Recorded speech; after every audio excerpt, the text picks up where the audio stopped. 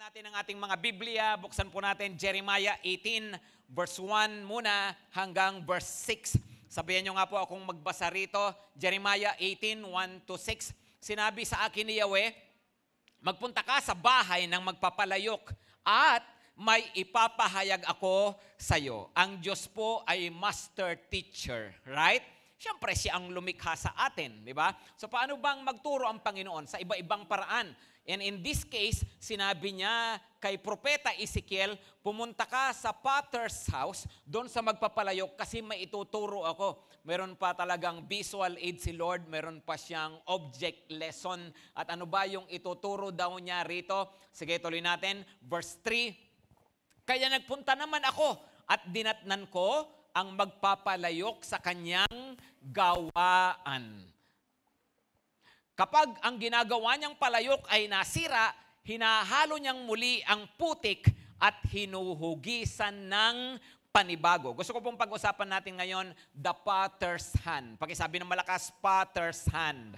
Pakipakita nga yung picture ng potter's hand. Ganyan po yan. Ano po? At ang ipinapakita nga po rito, di ba, napapanood naman siguro natin misa sa Facebook, sa YouTube, di ba yung mga nagpapalayok, merong putik na isang tumpok ng putik, tapos ilalagay nila sa isang umiikot na table, tapos igaganon lang nila yung kamay nila para magkahubog at makabuo sila ng palayok o kaya tapayan, o kaya banga, yun ang kanilang ginagawa, yung kanilang pots. No? At sabi diyan ay, halimbawa, yung isang potter, meron siyang iniisip na design, meron siyang gustong gawin, pero nagkaroon ng hindi maganda na hubog yung kanyang ginagawa. Ano raw ang mangyayari? Hahaluin niya ito ulit, lalamasin niya ulit yung putik, tapos i-redesign niya. Meron siyang gagawin na panibago. Ngayon, ano ang mensahe na tinuturo ng Diyos dito? Sige, ituloy po natin, verse 5 and verse 6. Sabi niya ay, pagkatapos sinabi sa akin ni Yahweh, pakibasa nga ng malakas,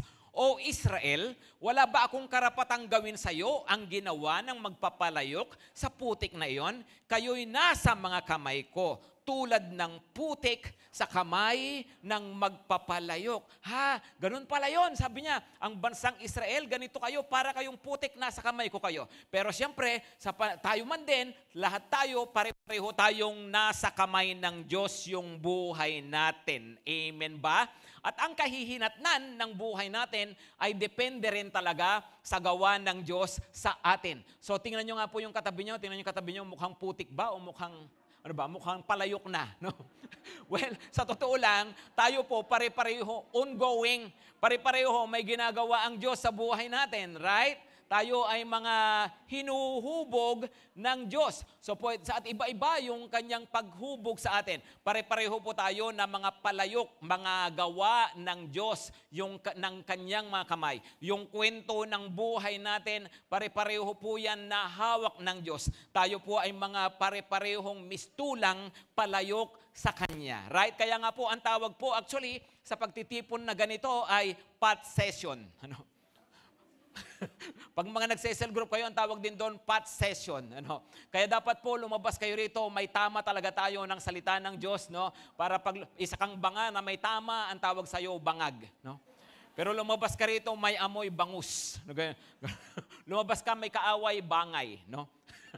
Pero anyway, so sabi niya, ang buhay daw natin hawak ng Diyos at para ngang mga palayok, mga putik na kanyang hinuhubog. Gusto ko ipakita sa inyo muna itong picture po na to. Kasi talaga, ang palayok o ang putik na hinuhubog ng magpapalayok ay iba-iba naman talaga yung pwedeng maging itsura. Right? So kagaya po nito.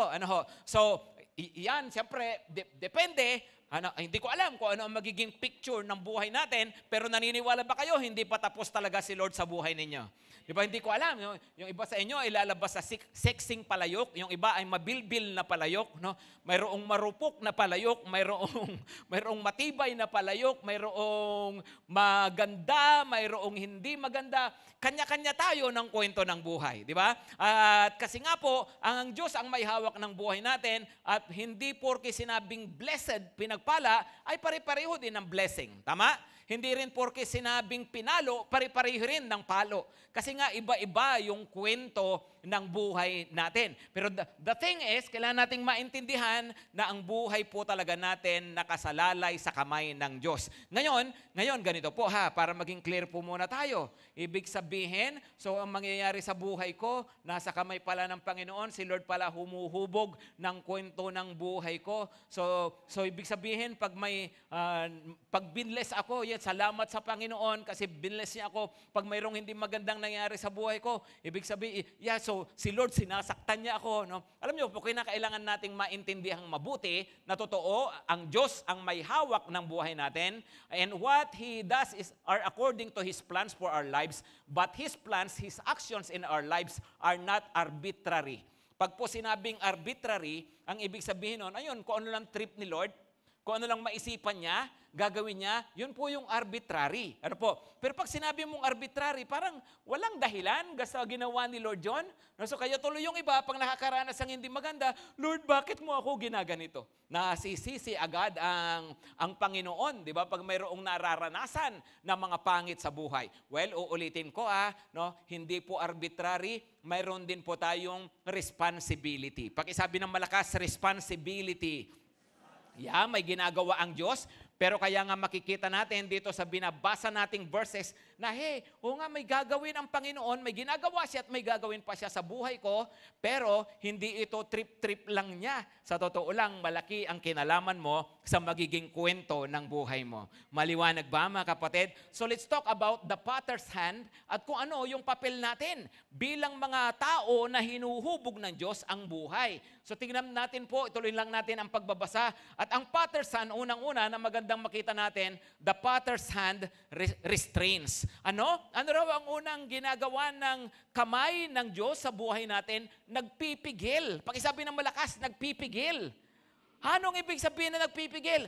Kasi tingnan nyo po ito, verse 7 and verse 8. Ituloy natin kung sinabi ko man sa isang pagkakataon na aking bubunutin, ibabagsak, o lilipulin ang alinmang bansa o kaharian o sinumang tao, siyempre. At ang bansang iyon ay tumalikod sa kanyang kasamaan, hindi ko na itutuloy ang aking sinabing gagawin. Tingnan nyo yun Sabi, pag may sinabi ako, papaluin ko to, paparusahan ko na to. Ang tigas ng ulo Nakaamba na yung pamalo, pero nagsisi. Sabi ng Diyos, ay hindi ko na itutuloy kasi tinalikuran niya yung kanyang masamang gawa. Ganun pala yun. Ibig sabihin, kahit sentensyado na, pwede pang patawarin ng Panginoon. Yung dapat paparusahan na, hindi niya itutuloy daw na paparusahan. Bakit? Kasi nga po, God is compassionate, God is merciful. Alam niyo, kung mayroong isang pangunahin, kailangan natin makita rito, the mercy of God. Ang Diyos ay Diyos na mahabagin. Amen?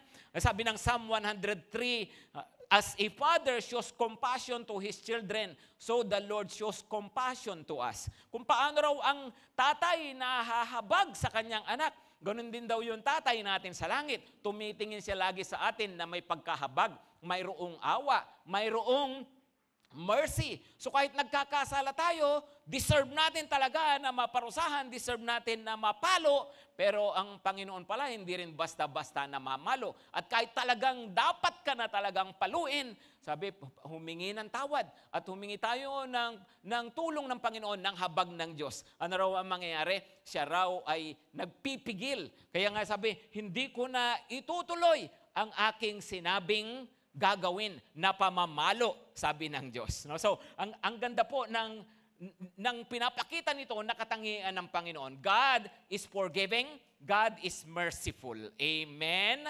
No, come on, pakisabi nga ng malakas, God is merciful. God is forgiving. Tingnan natin tong verse na to. Unang Hari, 21, 25 to 29. Sabi dito, dahil sa mga sulsol ni Jezebel, sino ba itong pinag-uusapan dito? Si Haring Ahab. Alam nyo ba, ang pinakamasama raw na naging hari sa buong bansang Israel sa lahat ng panahon ay walang iba kundi si Ahab. Bakit daw siya sobrang sama? Kasi napangasawa siya ng masamang babae, ang pangalan nga ay si Jezebel, at sinulsulan siya ng sinulsulan. Ito namang si Ahab, sobrang mapagmahal, sobrang ilablagang pinagbibigyan naman yung asawa. No? So dahil dito, sabi dito, dahil sa mga sulsul ni Jezebel, walang nakapantay sa mga kasamaang ginawa ni Ahab. Sa paningin ni Yahweh, imagine that, no? Walang nakapantay. Sobrang sama raw nitong haring ito. Tapos verse 26, ginawa niya ang mga mahahalay na kasalanan sa pamagitan ng pagsamba niya sa mga Diyos-Diyosan. Gaya ng mga Amoreo na pinalayas ni Yahweh noong pumasok ang bayang Israel sa lupaing yon. Kung yung mga tao na tinanggal ng Diyos sa bayan, mga kaharian na pinalupig ng Diyos sa kanila para mawala na ang kasamaan nila, sabi si Ahab, ginawa rin niya yung kalukuhan ng mga taong yon. No, tapos po, next verse, nang marinig ni Ahab ang mga sinabi ng propeta. Sinong propeta yan? Si Elijah. Ano ang sabi ng propeta Elijah? Sobrang sama mo na, Haring Ahab, paparusahan ka na ng Diyos, mamamatay ka na. No? So mabigat yung mga sinasabi, yung iyong lahi, paparusahan, sobrang sama nyo na, sabi niya. No? Pero ano po ang nangyari? Pagkarinig daw niya, nung sabi ng propeta, pinunit niya ang kanyang damit. Nagsuot ng damit panluksa dahil kahit sa pagtulog. Ibig sabihin, ginawa niyang uncomfortable yung kanyang sarili, tapos nag-fasting, nag-ayuno, siya bilang tanda ng malaking kalungkutan. Pinahayag niya yung kanyang pagsisisi sa harapan ng Diyos at yung kanyang pagpapakababa sa harapan ng Diyos. Dahil dyan, ano raw po ang nangyari? Verse 28, kaya't sinabi ni Yahweh kay Elias, napansin mo ba kung paano nagpakumbaba sa harapan ko si Ahab? Sapagkat nagpakumbaba siya, hindi ko na itutuloy ang parusa sa kanya habang siya'y nabubuhay. Wow, paparusahan na, pero nagpakababa, ano raw? Sabi ng Panginoon, hindi ko na itutuloy ang parusa. Pero dahil nga po sa sobrang kasalanan na ng bayan ng panahon na yan, talagang kailangan na sila na talagang maparusahan. Sabi ng Panginoon, tuloy pa rin ang parusa, kaya nga lang hindi na nga yung para siya na personal na abutin niya. Pagkamatay niya, paparusahan ko ang kanyang angkan. You see, no? Of course, ulitin ko po dahil sa kasalanan po ng buong bayan talagang nakatakda na sila ipalupig, kaya nga nabihag sila sa Babylonia. Ano po, nabihag sila ng Assyria nung panahong ito. Ngayon, pero yun pong mama na sobrang sama, nagpakababa sa harapan ng Diyos, siya po ay kinahabagan at hindi nangyari yung sinabi po na mangyayari sa kanya nung panahon na yon. Ano po ang ipinapakita po nito? God is merciful. Pakipalakpakan naman natin ang mercy ng Diyos. No? Napakamahabagin po ng Panginoon sa ating mga buhay. Kaya nga po, ano ba talaga ang pinakamabisa para makaiwas tayo sa kaparusahan ng ating mga kasalanan? Alam niyo kung nagkasala tayo, ang pinakamabisang paraan para maiwasan natin ang parusa niyan ay hindi pala pagsisinungaling, hindi pagtatago, hindi pagpapalusot, hindi pagmamatigas, at hindi pangangatwiran, kundi ito ay sa pamagitan ng pagpapakababa, paghingi ng tawad, pag-amin sa kasalanan, at paglapit sa Diyos ng may pagsisisi. Yun pala ang paraan para yung kaparusahan ng kasalanan ay maiwasan. At kung may mga pagkakataon naman, pwedeng ipaano, Pastor, andyan na. Alam niyo, isa pang picture sa Bible na makikita ninyo, noong si Haring David naman ang may kasalanan, pinaparusahan na yung bayan, tapos may mga namatay na ng mga Israelita, tapos may nakita siya na anghel, parang ganun na yung tabak, yung kanyang espada. At talagang tuloy-tuloy sana yung pagpaparusa. Pero dahil sa paglapit ni David, pagpapakumbaba ni David, sabi ng Panginoon, stay your hand. Stay your... Sabi na raw, hanggang dyan lang yan. Huwag mo nang ituloy. Sinabihan yung anghel. Bakit? Kasi ganun po pala ang Panginoon. Kahit pala minsan, kahit sa gitna, na nakakaranas tayo ng palo pag magpakababa tayo sa kanyang harapan, may makikita po natin ang kanya pa rin nakahabag at pangunawa sa atin. At po pwede pa rin pala niya tayo na tulungan upang yung parusa na talagang dapat magiging masyadong mahirap para sa atin ay hindi na matuloy. Ang galing po talaga ng kabutihan ng Diyos. Amen? Ang galing ng pagpapatawad ng Panginoon. Pakisabi po ulit ng malakas, God is merciful. Ano po ang tinuturo po sa atin ng verse po na ito? It teaches us repentance. This verse teaches us repentance. Nagtuturo po ito sa atin ng ganun pala yun. Mayroon kasalanan, may kaparusahan ng kasalanan, pero ano ang dapat kong gawin?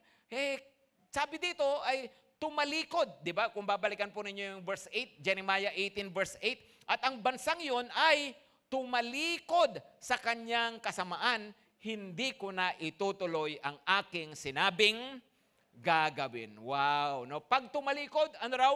Hindi na itutuloy. This is repentance. Pag isabi po ulit ng malakas, repentance.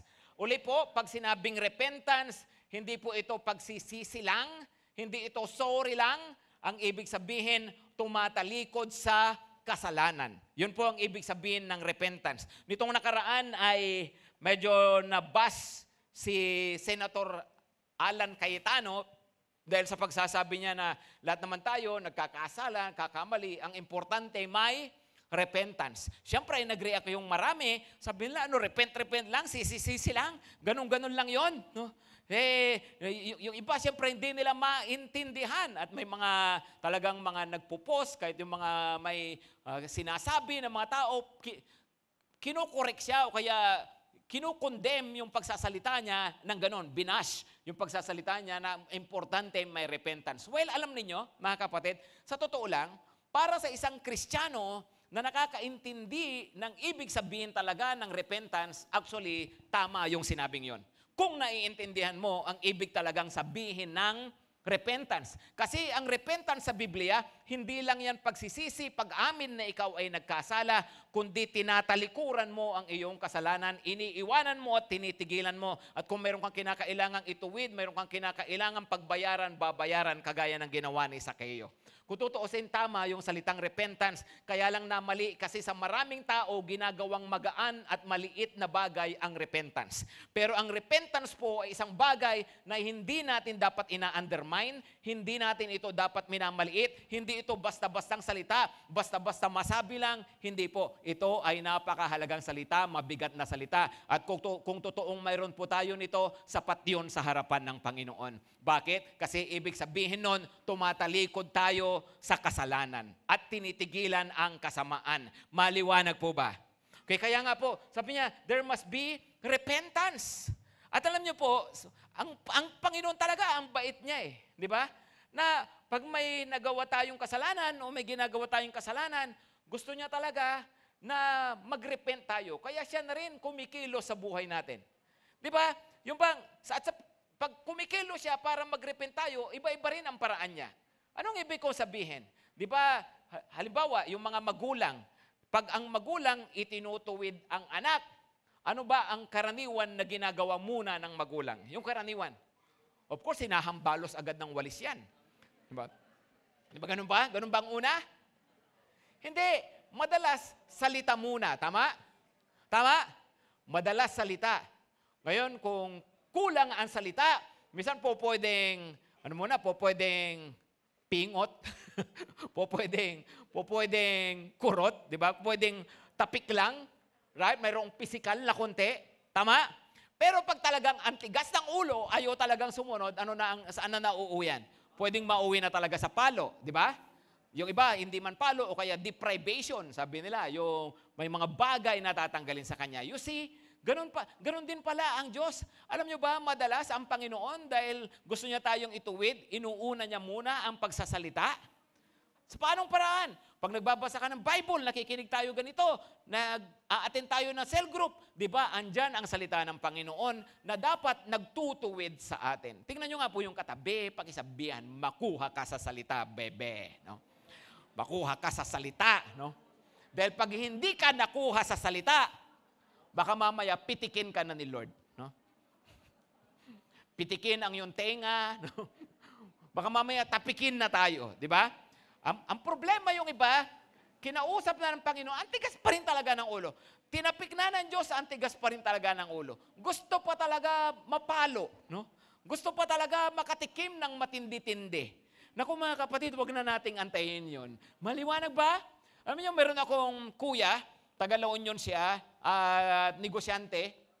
Siya yung, ang alam ko, pinakahuli sa buong pamilya namin, sa aming magkakapatid, siya ang pinakahuli na lumapit kay Lord. Unti-unti kaming na-born again, na magkakapatid. Pero ang alam ko, para tong kapatid kong ito, yung pinakahuli talaga. No?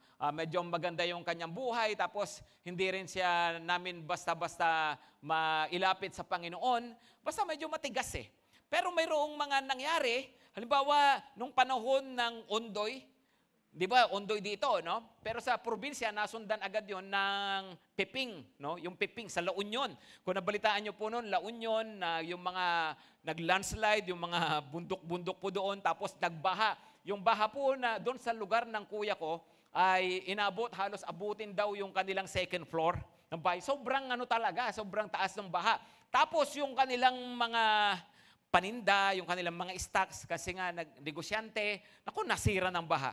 Ang alam ko, 3 sasakyan niya nalubog sa baha. Nagkasira-sira. No? Anyway, pagkatapos ng karanasan na yon, ay wala pa rin, hindi pa rin talaga siya lumalapit kay Lord. After some time, maigsing panahon na, pinasok naman sila ng mga ng akyat bahay na hindi ko alam kung anong sindikato o basta mga ilang kalalakihan na nakabaril, pinagtatali sila sa isang kwarto. Alam ko pati piniringan yung mata, kinuha lahat ng pera, ng alahas, yung mga aso nila na may mga breed, pinatay pa nung mga nilason pa para hindi makatahol. No? Ang bigat, no? Ang laking kawalan na naman, sunod-sunod na mga kawalan sa kanila.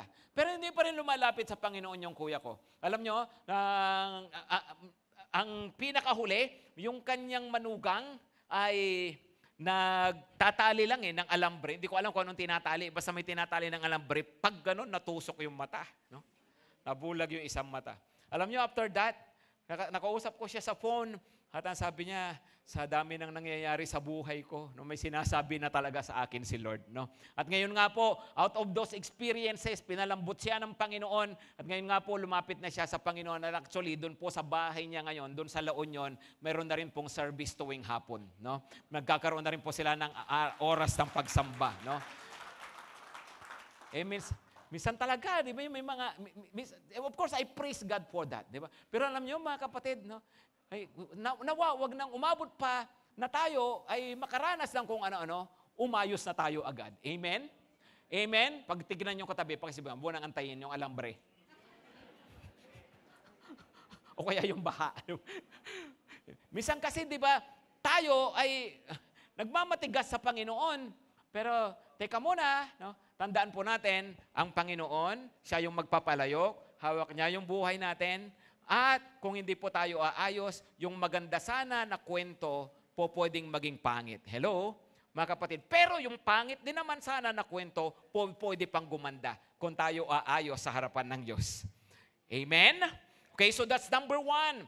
The potter's hand restrains. Pangalawa, the potter's hand reshapes.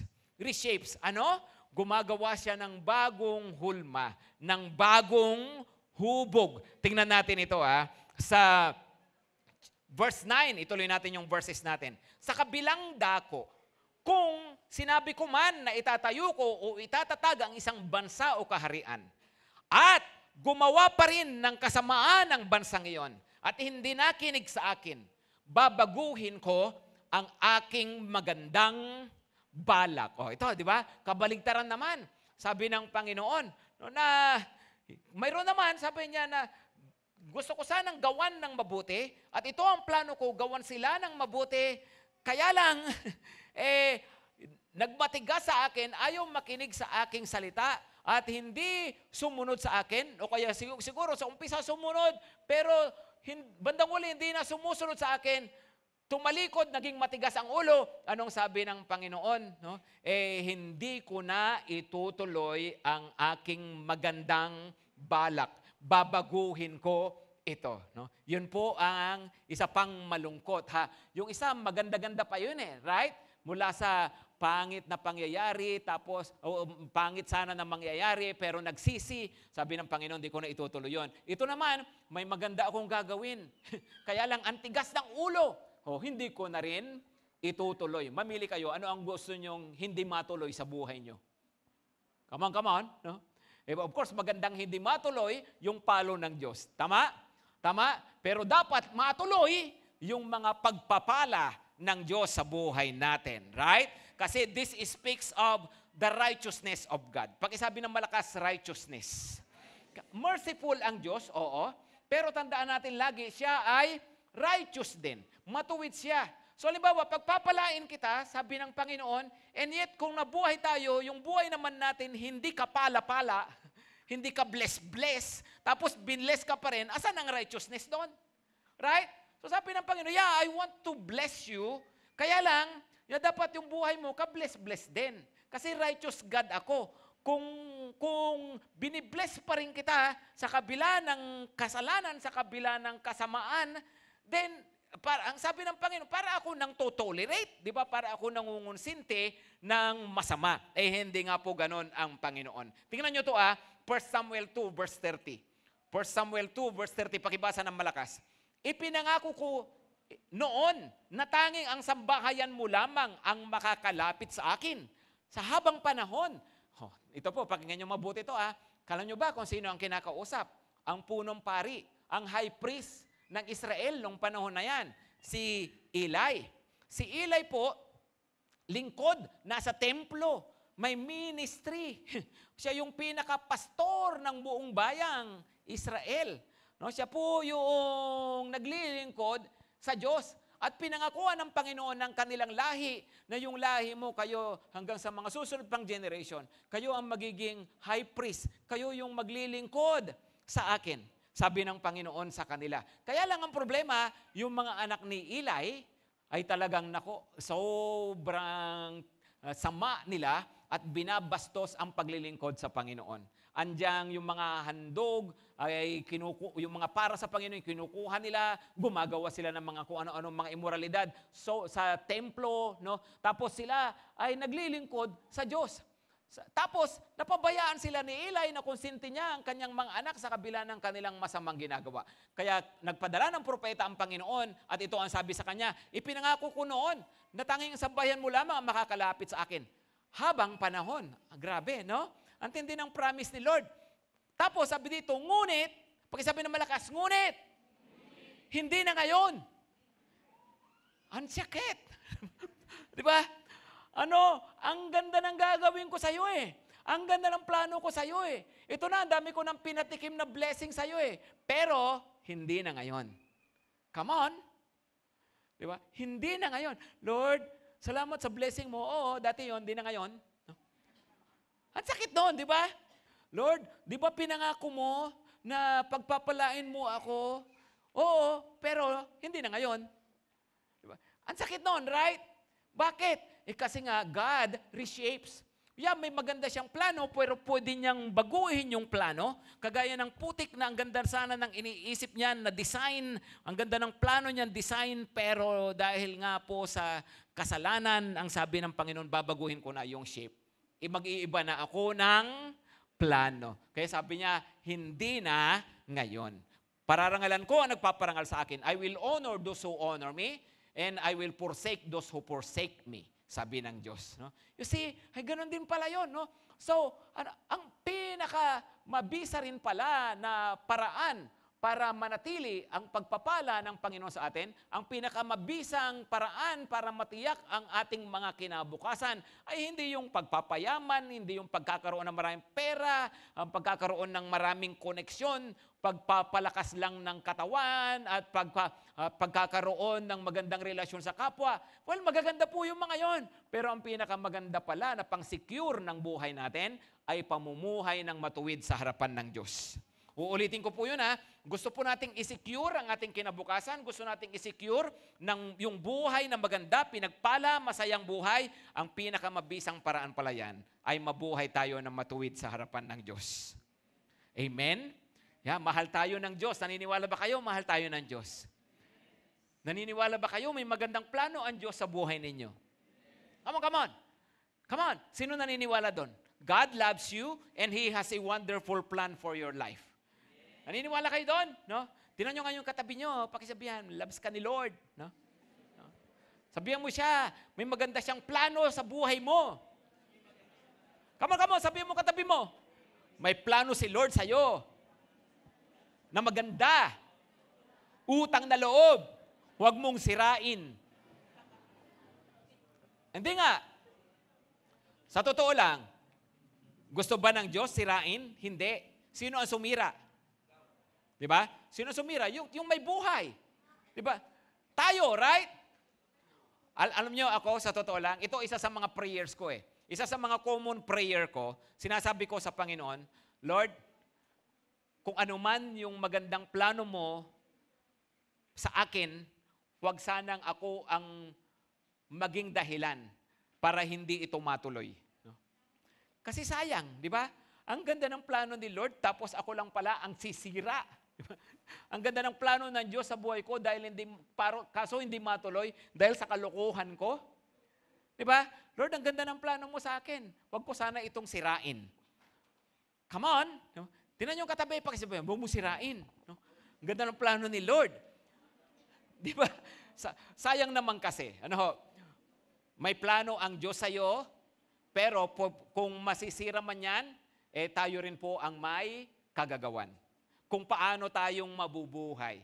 Kasi, alam nyo, ang mga plano ng Panginoon, ang mga promises ng Diyos, kahit yung mga prophecies, kahit may mga tinanggap ka pang mga prophecies galing sa Panginoon, lahat po ng yan ay hindi nakasulat sa bato na kahit anong gawin mo, mangyayari. Hindi po. May mga sinabi ang Panginoon, may mga plano po siyang magaganda sa atin, pero ang katuparan niyan, nakadepende pa rin sa atin kung paano tayong mabubuhay.